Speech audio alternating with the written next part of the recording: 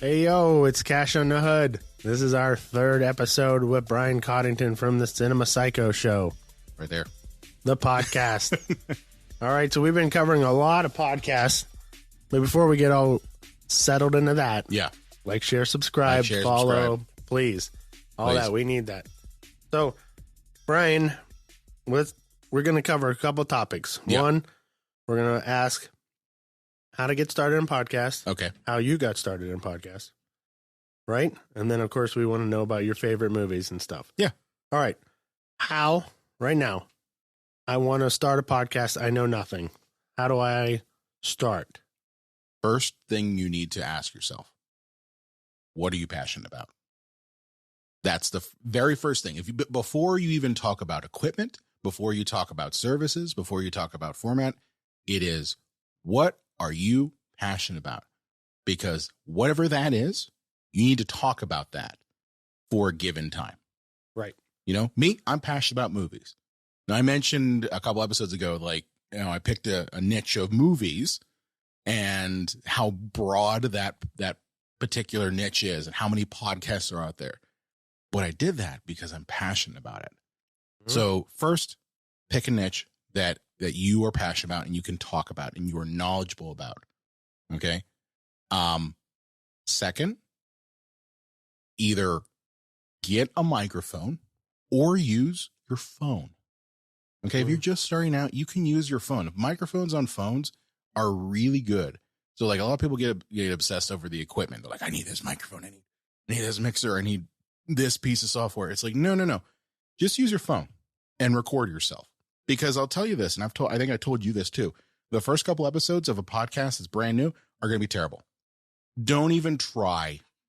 Right. Don't even try to make it better than it will be. Because the truth of the matter is that when you get 10, 20, 30, 40, 50 episodes in and you listen back to those first couple episodes, they're going to sound terrible because, one, you didn't know how to talk in front of the microphone. Two, you're probably using equipment that you don't either know the proper specs for, or two, you're just using equipment that maybe was substandard.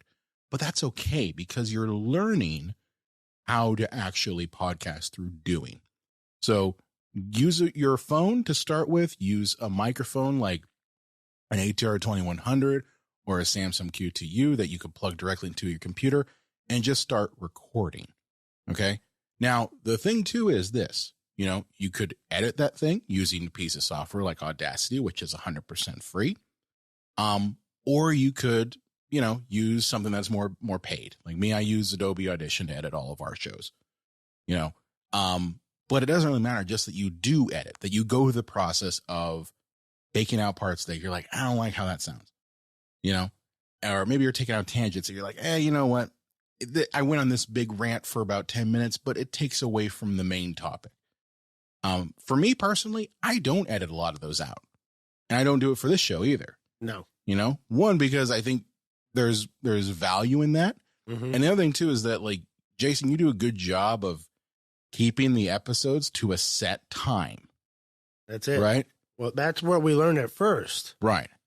So let me jump in there. You want a quiet space. Well, yeah, that too. All right. So, all right, your car can work for that. Right. So now you're starting with your phone. Yeah. Find a quiet space where you're undisturbed. Yeah. Because you need to stay focused on topic. Yes. And since it's an auditory experience for the listener, you don't want extra noise. No. All right. So now the next thing that you taught me was a time limit. Yes. And the reason for that is our first ones were like 45, 50 minutes. But once we started dropping those on YouTube, we knew that YouTube doesn't have the lasting, they're not going to stay and watch 45 minutes. So we moved it down to 20 to 25 minutes. Well, Gerardo mentioned that one because Gerardo was doing the YouTube side of this first. He was the one who said, bring it down to 25. And that was smart. But that was smart. Right. So, and that really helped rein in so rather than like, we got 45 minutes to really ramble on. Yeah.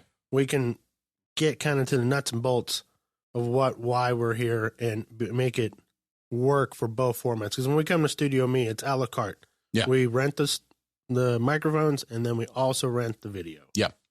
So that's why I chose this. Yeah. Was because I didn't have to worry about storing cameras, new cameras. And honestly, I didn't want to edit. And that's where I don't want to edit. Fair enough.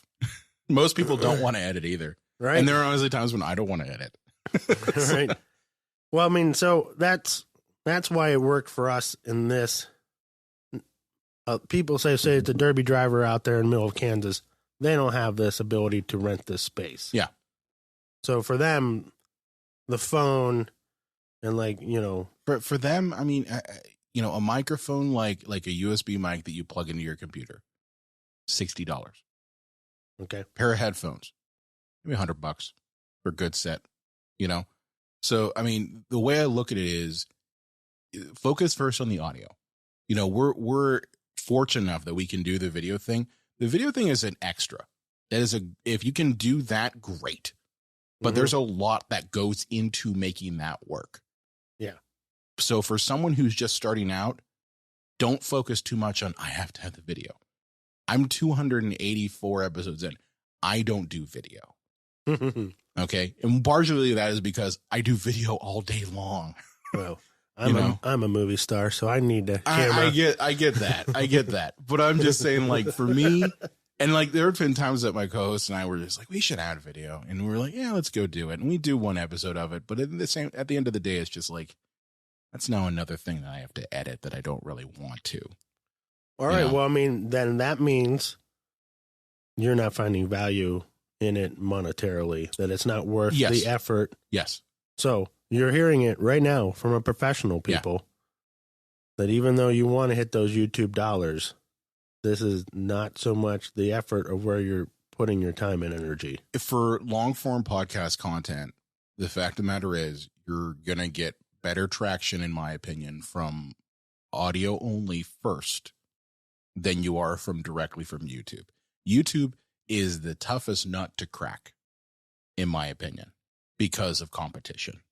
Well, YouTube is now, multi-billion-dollar studios, $1 million studios, budgets of there's teams out there researching the best thumbnail. Yes.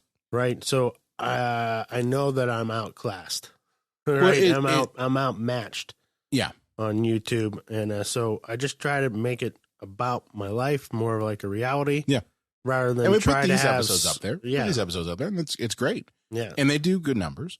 But that's a different market. So that's why I was like, as soon as I heard you say that, and let's put that out there for everybody, like, we're here for this podcast. We're here for the auditory experience. I mean, I can look at our numbers for this show compared to YouTube's numbers, and the audio only numbers do 100 times better than what the YouTube numbers do. All right. So now we covered that. Now you know. Now you know. I mean, that's the thing is you don't have to do video if you don't want to. If you have the capability and you have the bandwidth personally, go nuts. Mm-hmm. Or if you have the budget, if you have the money to throw out to someone to edit your stuff, then sure, go ahead, do a video. There's nothing wrong with that. But I really think that it's icing on the cake. It's not the main course. It's not the main cake. Okay. It's something that, if you can do that, great. But it's not going to be the thing that's the silver bullet that makes your podcast like jump to a bajillion views and and you get brand deals and stuff like that. That's not going to do it, because the audio only side is going to do that based off of your content, not whether you have video or not. All right. So now we're back to, we just recorded it from our car with our phone. We take it back in the house. We put it on the computer. Yeah. Where do you, what's that moment? So that moment is where you edit it together. You use some sort of software to edit together. For me, I use Adobe Audition because I love Adobe products. I don't like their prices all the time, but I love the products. Mm-hmm. And I've used Audition to edit my podcast as well as this one. And that becomes a matter of figuring out, one, you have to fix issues that maybe happen during the recording, because no recording is going to be perfect.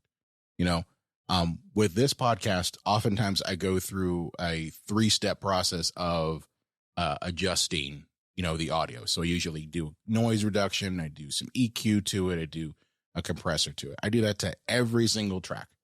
Now, you don't have to do that, but it's extra. And I have it built in now where literally I record a favorite for like you and Steven that I press a button and it does all of those, and I usually have to like update it every episode because, it's all dependent on like how you are on the mic and what room ambiances are there, because a lot of people don't understand like where you're placed at can affect the audio that goes into the recorder. Because if you're placed further away, that you're going to get reverb off of there or reverb off of this, and it changes things. So you record that as a favorite. We do bulk of 3 episodes, each time we go, and boom, that knocks it out. Then it becomes a problem of how do I assemble these episodes together? How do I chop these up and put them so that it's a coherent thing? For this podcast, we have our music, and then we cut in. We have our music bed at the end. That's it.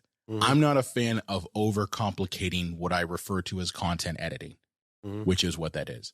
I see people all the time. They're like, oh, yeah, I got to remove every and and things. No, this isn't talk radio. Okay, this is a podcast. It's supposed to be a discussion. It's supposed to be intimate. It's supposed to be, the people listening feel like they're in the conversation with you. And part of that is leaving in those things that are filler words. Now, if it's nothing but that, or, if it is like you made a mistake on a word and you're like, let me figure that out again, or like, let me take that again, then sure, yeah, chop those things out. But there you got to strike a balance. Right. Okay. So now you have it edited. Yeah. What do you do with it now? All right. So this is the part that most people, if they've never done a podcast before, this is the hardest thing to understand. So if you want to get your podcast on Apple Podcasts, which is the number one as of right now, I mean, it's been this way for decades. It's the number one podcast location. Okay. Spotify thinks they're number one. They're not. Sorry. Okay. But Apple Podcasts is. If you want to get up there, it's not like YouTube where you can just go and click an upload button and upload your audio directly to there. It doesn't work that way. Podcasts work off of a distribution format called RSS. Okay. What that means is that you need to have a media host where you house all of your files, all of your audio files. And the media host will facilitate you with an RSS feed that when you listen to a podcast on, say, Apple Podcasts or Spotify or wherever, you're actually listening to an audio file that's connected via that feed. Think of it like a highway. Okay. All the audio files that you're seeing, all the podcasts you're listening to, they're cars on the highway. But you still need to have the highway there. All right. Okay. So Libsyn is one of many podcast media hosts out there that provide you with the media file. They provide you with the images. They provide you with, the stuff to fill it out and to facilitate getting your podcast connected to those different distribution platforms. So that's what a media host does. It's very similar to a web host. If you create a website, you still need to upload it somewhere, right? It has to be housed on some server. And that's what a media host does. But they do it for audio. And I think that's the thing I didn't know. Was a lot of people don't. Like YouTube, I just thought I just was hit from my phone. I hit the upload button, wait for 30 minutes, and then, put your stuff together. But that's not how it's done. No. For the podcast, it's different. And it's honestly a great way, because with YouTube, you're reliant on clicking on the notification bell, right? Like you hear everybody on YouTube, they're like, oh, hit the subscribe, hit the notification bell, hit all the like. And it's like, you have to hit all of these things just to be told that there's a new thing coming, right? But with a podcast, you hit follow. Boom. You're automatically going to know when the new episode drops. That's it. All right. Okay, so I'm going step by step. That's good. Here. It's good. All right. So I love this conversation. This is good stuff. All right. You went to Libsyn. Yeah. You made an account. Yeah. You went through all the steps. You uploaded it. All right. Like you should go to their YouTube channel, by the way, Libsyn's YouTube channel, and I say that because I'm on there. And you describe this, right? There are multiple videos where I describe this. Yes. Okay.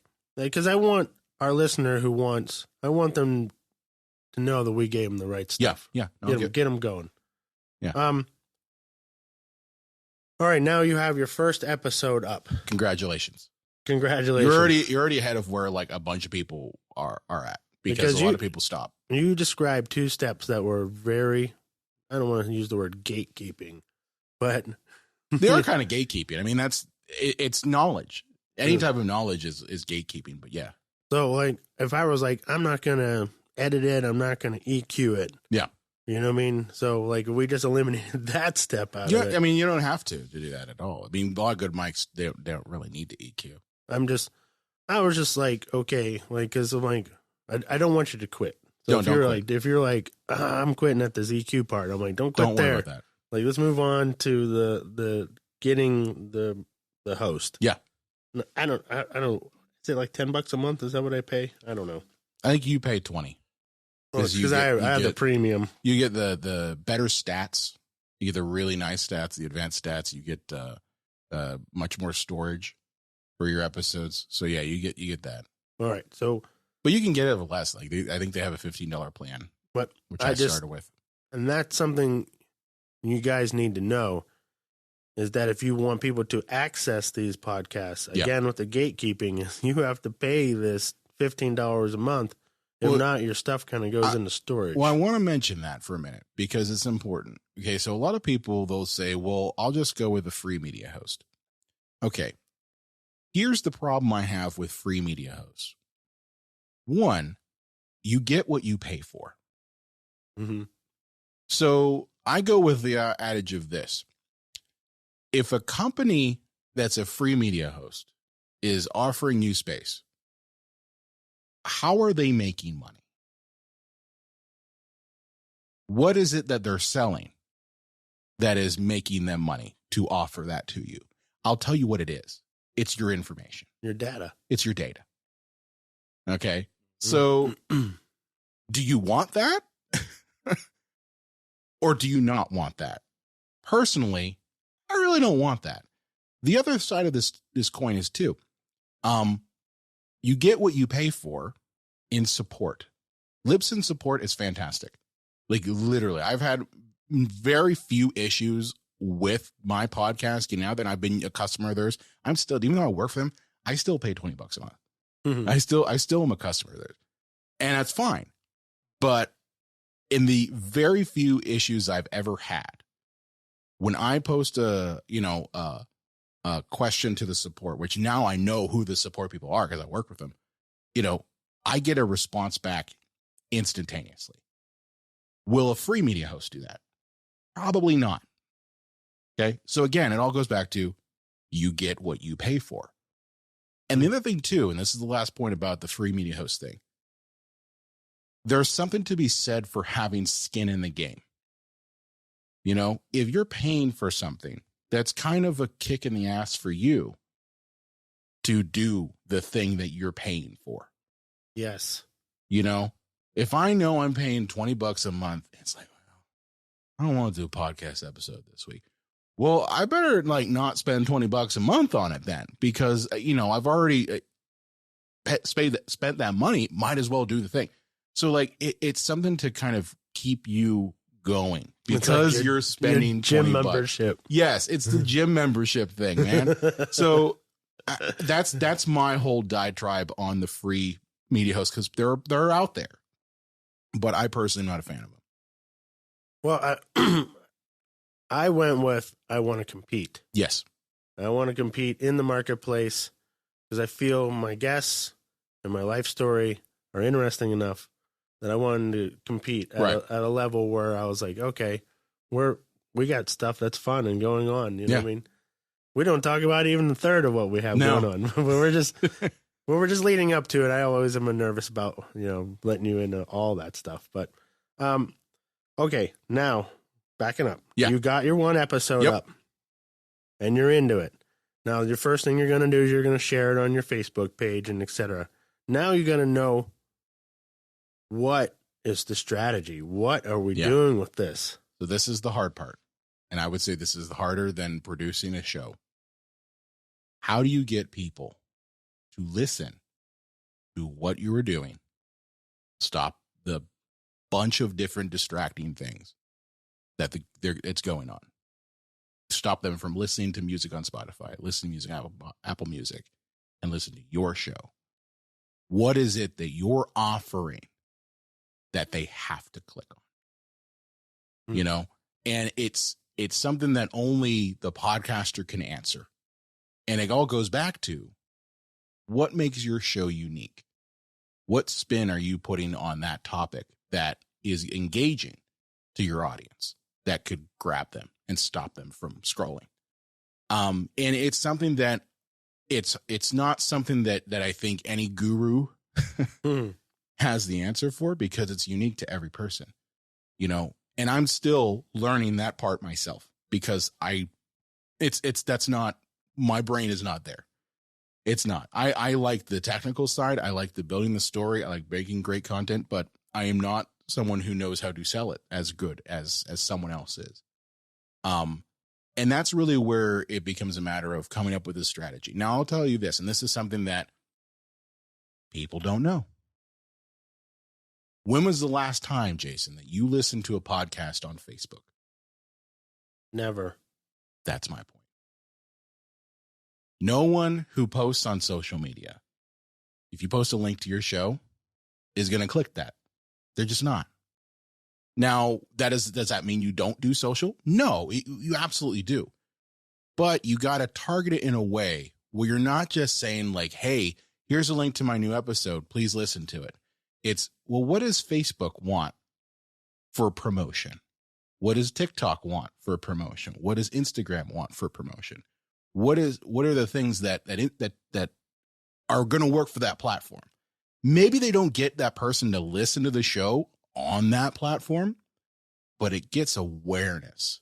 Yes. That you're doing a show.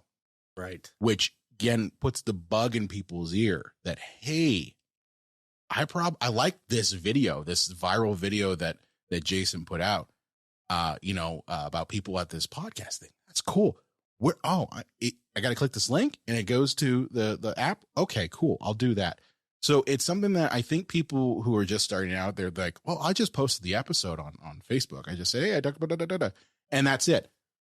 People aren't going to listen on Facebook. They're not going to listen on Twitter. They're going to listen on the app of choice that they use. Mm-hmm. So like for me, and this is a recent thing, I've started to direct people. I used to say on my podcast, follow us wherever you listen. Not a bad strategy. I think we do that on your podcast. But what I do now is I now close it by saying, go to my website, cinemapsychoshow.com/listen. And if you go there, there's a player and there's a little button that takes you to any app that you have that can take in podcasts automatically. And I got that tip while I was at Podcast Movement, and I wanted to try it out, and I wanted to see it. And I still don't know because it's still relatively new of seeing whether that works, but it does two things. One, it directs people to my website so that they can see, oh, wow, look at all these episodes here. Two, it gives them a central place that they can click to go to whatever app. Because, how many times you run to people when you explain that you're doing a podcast, and they're like, well, how do I listen to that? Because they don't know how it works. Mm-hmm. Just about everybody knows how to go to a website and click a button. Right. Right. So if I say, hey, click this button on this webpage and it opens everything up that you need to get to. There you go. I've now opened it up to people who have maybe never listened to a podcast before, but it gives them a central place. So it all goes back to promotion should be for two things. One, to establish yourself that you are an authority in your specific niche. And two, to grow that amongst people. What I do, which is probably, I'm sure everyone else does, but I have an iHeart link. Yeah. And then I just text it to people. That's fine too. That's my social media. Here's the thing, man. You've got enough of a base of people that you know personally. And that's great because that's almost instant word of mouth. Instant word of mouth. Because you know all these people personally. You know that they're going to listen to your show. And on top of that, they're going to talk to their friends. Say, hey, you haven't heard of Cash on the Hood? You should listen to it. Oh, here's a link that Jason just sent to me. And that's great too, because it leverages your strength, which is you've got all of these personal connections with people that have their own other personal connections with people and can easily disseminate what you do. Most people don't have that. Well, I've learned through the years that social media has become media. Yeah. And I find the social part being the group messages. Whenever are you in a group message? I am in a group message. All right. I find that the group message is really probably what social media wanted for us, but I think they wanted it to be online. Yes. Not behind closed doors. Correct. In this type of effort. So I find I also work well in the group message to help promote this effort, That's kind of I mean it's also a thing where like a lot of the social media companies like Facebook and X, formerly Twitter, whatever the hell they're calling it now. You talk about gatekeeping. There's some gatekeeping there. Like I know that when I post an episode on there and say, hey, I got an episode out, go to the website. I know that I'm maybe getting a fraction of my quote unquote followers on Facebook, people who are friends, seeing it. And I know that's because Facebook is blocking access to certain people because it's a pay for play system. They want you to put ads in. They want you to boost a post or whatever. So like, it's one of those things where what you're doing, where you've actually got all these friends on your phone and as a group message say, hey, guess what, guys, new episode's out. That's really what Facebook should have been. And it was for a long time before it was, let's throw ads and make people pay to play, that type of thing. Right. Yeah, it really went away from the social part. Yeah, absolutely. And, that's kind of something I miss. But that you got to navigate it if you're going to do this, if you have strategy. You got to have to navigate all those waters and think about what you're... It's also a thing, too, of, the social part of social media is actually, like, not just posting links, too. Like, this is a crazy concept for people, but I've done this too.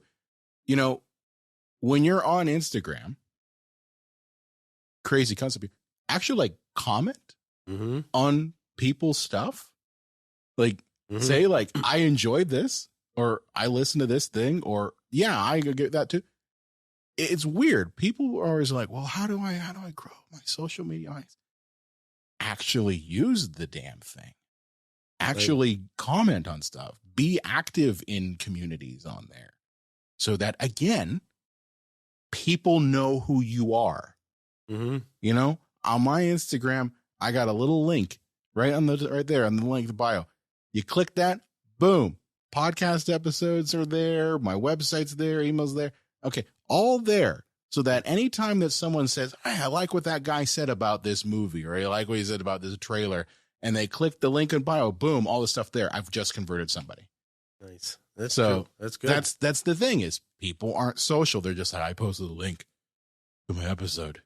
I'm not getting any downloads. You got to be social. You have to be a little bit social. Even if you're like me, you're just like, a little bit social in small bites. Right. Well, we have a strategy. I have like a group of us, and we all comment on each other's videos at every single one for that algorithm. Yeah. We know full well that every time we post a video, we're going to get 5 comments on every single video, no matter what. Right. That's what works, man. And it works for us on our TikTok. So I do that with the car club. The car club just like, we all like, I got to loop them in on my stuff then, right? Because that'll help on my end. I mean, this is how they do it. Like, so when Track Shot Live is on, they'll get every device and put on YouTube Track Shot Live. Go to dinner, like just not even just walk away from it. But they will do that to help boost our numbers. You've got a click farm in your basement. We have a click farm in Dormont. Right? Yeah. But no, this is a strategy amongst friends. So you can do this in Kansas with your 9 friends. You're like, all right, this is how we boost algorithms, and this is how we cheat the system. There's something to be said for that. I mean, there really is. Now, the one thing they're going to come across is like, well, they're using the same IP address, so that might not work. Well, is that right? Yeah. I mean, what if you have 4 phones in your house? 4 phones might work. And then you have, as long as they're not all using Wi-Fi. Okay. They're using cellular. If they're using cellular, you're probably fine. But yes, if they're all connected to the same internet, then yeah, it probably wouldn't work. All right. Well, I mean, that's what I mean, strategy. Yeah. You got to know these systems. So if you're going to do that with your 9 friends, everyone's going to be on cellular. Yeah. No, I like your idea of just texting everybody and saying, here's the link, please click it. That's how I invite people to my art openings. But no, seriously, I like that. That's a great idea. I'm just like, hey, what's up? Come to my show. Seriously. Like, cause I'll post it on the internet and that's great. But, I value each and every one of those people who, are willing to come across town to the strip district and hang out, you know? Right. Yeah. So, it's hard's a text. It's not hard. Right. What's up, friends? Not hard at all. Let's hang out and party. All right. Hey, that's a good one, right? That's a good one. That's a good one. Like, share, subscribe if you enjoyed this podcast with Cash on the Hood. Ryan Cottington from the Cinema Psycho Show on his website. Take us out, buddy. Find my podcast, cinemapsychoshow.com. We're also on all the podcast platforms. We're on Facebook, Twitter, formerly X, Instagram, at Psycho Show. I didn't mention any other ones. We're on all the social platforms too. And of course, listen to Cash on the Hood. Seriously. He's doing a picture right now. Now we're doing filming video. TikToks. Filming TikToks on the live today. Hey. All right. So yeah, you'll see this one. Hey, let me see. Whatever, 6 weeks from now is when. 6 weeks from now. Yeah, this is the Thanksgiving episode, probably. Oh, great. All right. Happy Thanksgiving, everybody. Happy Thanksgiving. Scene. And you all. Hold on. Let me get a photo. Oh, you're going to do one more? This one's a photo. 3, 2. There we go. There you go. And to close this one out. Oh! Yeah, I thought we were done when we said. All right, thank you for everyone to listening. Cash on the Hood. We love you so much. Please like, share, and subscribe. Stick around for more great content. See ya.